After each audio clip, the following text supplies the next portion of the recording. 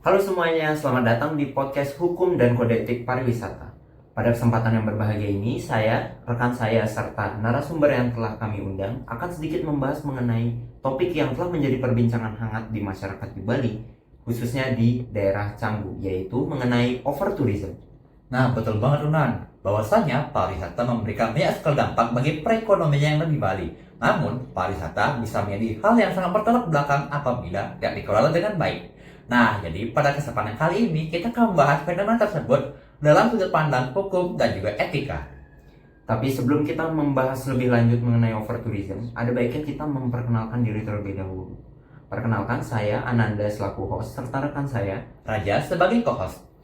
di sebelah kami telah datang 3 narasumber yang akan membantu kami dalam membahas topik overtourism ini. Halo teman-teman semua. Halo. Jadi sebelum kita membahas, kita perkenalan diri dulu nih. Mungkin mulai dari masnya. Nama saya Yodi dan di sini saya akan menjelaskan tentang studi kasus overtourism yang ada di Canggu secara umum. Saya Devon, di sini saya akan membahas fenomena yang terjadi di Canggu dari sisi Undang-Undang Dasar Nomor 18 Tahun 2025 tentang kepariwisataan. Oke, halo semuanya. Perkenalkan nama saya Muhammad Tasya Syura. Di sini saya ingin membahas mengenai bagaimana Global Code of Ethics for Tourism dapat menjadi pedoman serta solusi untuk overtourism di Bali. Baik, jadi terima kasih untuk teman-teman yang sudah menyempatkan hadir pada kesempatan kali ini ya. Jadi untuk membahas topik kali ini, saya ingin bertanya yang pertama itu ke Yodi dulu. Menurut kamu apa sih arti overtourism itu? Overtourism adalah suatu kondisi di mana jumlah wisatawan yang datang ke destinasi melebihi kapasitas penampungan dari destinasi tersebut, sehingga hal tersebut akan menimbulkan dampak-dampak lain seperti kemacetan dan lain sebagainya. Studi kasus di Canggu, contohnya di sini Canggu kan sudah berkembang dengan pesat ya, banyak hotel, villa, dan juga beach club yang dibangun di sana. Tidak dapat dipungkiri memang hal tersebut meningkatkan pendapatan daerah kita dan juga meningkatkan lapangan pekerjaan. Namun di sisi lain, hal ini juga berdampak pada masyarakat serta lingkungannya. Mulai dari volume sampah yang meningkat, kemacetan, dan lain sebagainya. Seperti itu, Nah.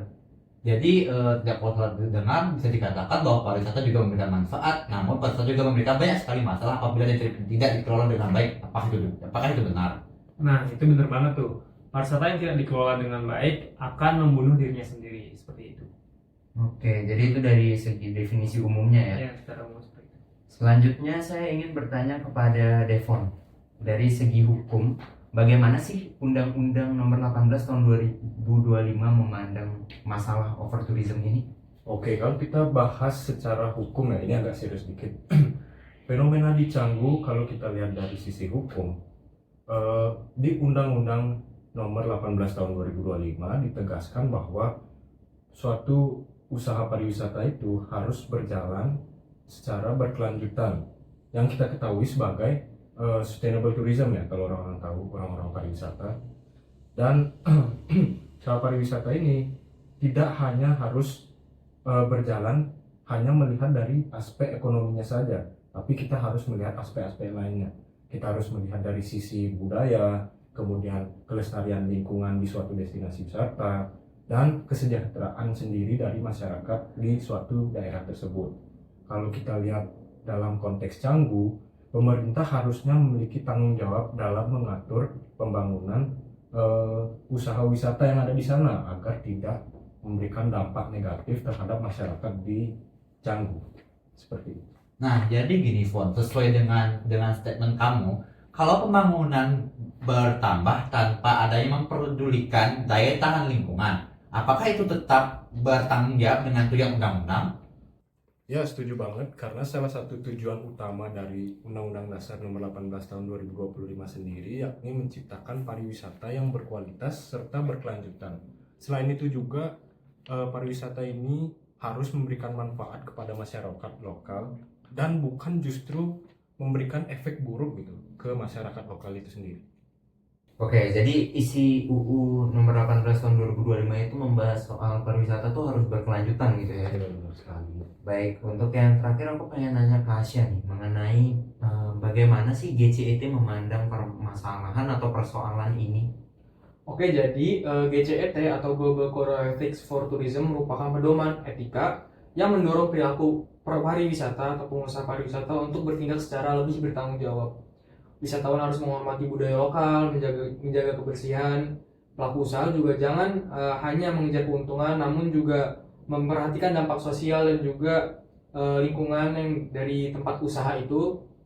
Selain itu juga pemerintah juga perlu menjaga keseimbangan antara perkembangan ekonomi dan juga pelestarian budaya dan alam di suatu wisata itu. Oke, jadi meskipun GCET atau Global Code Ethic for Tourism ini tidak memiliki sanksi hukum, namun GCET ini pasti juga memiliki peran yang sangat penting. Apa seperti itu? Yes, GCET membangun kesadaran bahwa pariwisata yang berhasil tidak hanya diukur dari aspek berapa banyak jumlah wisatawan atau turis yang datang, namun juga tanggung jawab semua pihak menjaga kelestarian suatu ekosistem wisata itu sendiri. Jadi setelah semua jawaban pertanyaan dari kalian nih, menurut kalian bertiga siapa sih kira-kira yang paling bertanggung jawab atas fenomena overtourism ini? Mungkin dari Yodi dulu boleh? Baik, menurut saya yang paling bertanggung jawab adalah pemerintah.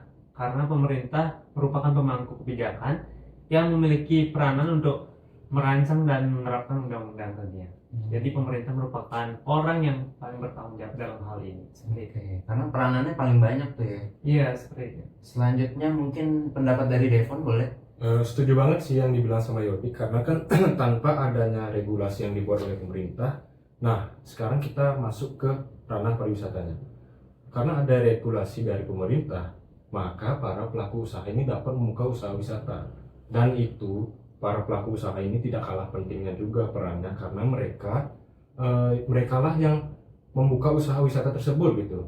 Jadi mereka harus menjaga usaha wisata tersebut agar sesuai dengan regulasi tersebut, dengan ketentuan, kemudian ramah lingkungan, agar tidak memberikan dampak negatif ke masyarakat lokal ataupun daerah tersebut. Oke, jadi para pelaku usaha tuh punya andil juga ya di sini ya. Nah. Mungkin yang terakhir dari pendapatnya Asya. Oke, boleh.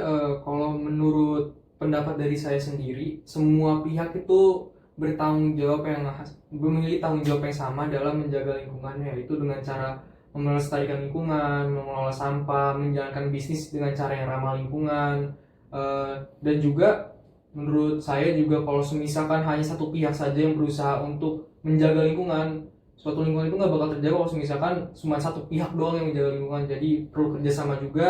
Dengan adanya kerjasama ini bisa menyelesaikan masalah lebih cepat lagi sih.